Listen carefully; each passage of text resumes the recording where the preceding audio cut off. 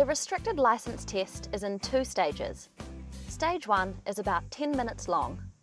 In Stage 1, the testing officer wants to check that you know the basics well enough to progress to the more challenging tasks in the second stage. You must pass Stage 1 to progress to Stage 2.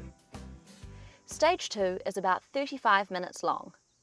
The aim is to check that you are able to display the appropriate safe driving skills across a range of driving tasks, roads and traffic. There are certain manoeuvres you'll be asked to perform during the test.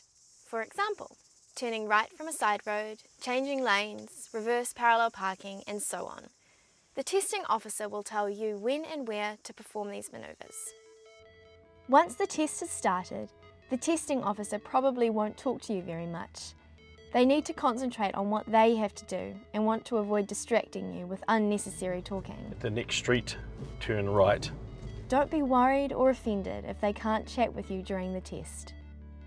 Throughout the entire test, the testing officer will be assessing your ability to make safe decisions, apply the road rules and handle your car. You'll need to concentrate and be alert for the whole 45 minutes of the test. Here are some of the specific things that the testing officer will assess during the test. How well are you scanning ahead and to the sides, checking your mirrors and shoulder checking for potential hazards?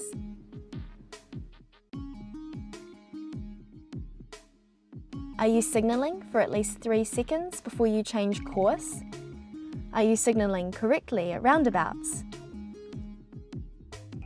How good are you at judging when there is a safe gap in the traffic?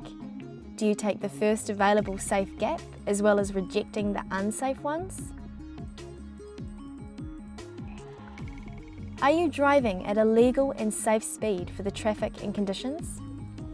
This means driving at or just under the speed limit unless road, weather or traffic conditions make that unsafe.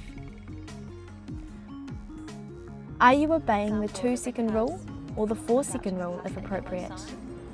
1001, 1002, yep, so exactly 2 seconds. How well do you position your vehicle on the road, and do you use the correct lane when there is more than one?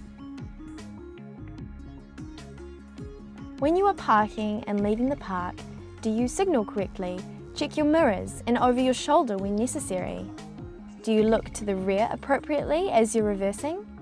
How well do you move and position the car during the parking manoeuvre and when leaving the park?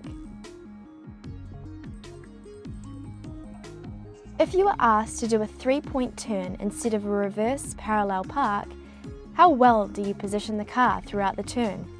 Do you keep a lookout for traffic and signal appropriately?